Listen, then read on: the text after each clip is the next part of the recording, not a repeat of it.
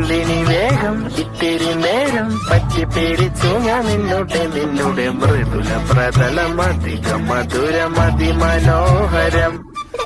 മാനത്തെ അമ്പിളി ചേലത്തെ കൊമ്പിളിൽ കൊണ്ടുവരാനായി സാധിച്ചില്ലെങ്കിലും കാറ്റിലും കോളിലും കൂട്ടു പങ്കിടാം ഞാൻ മതി വരുവോളം.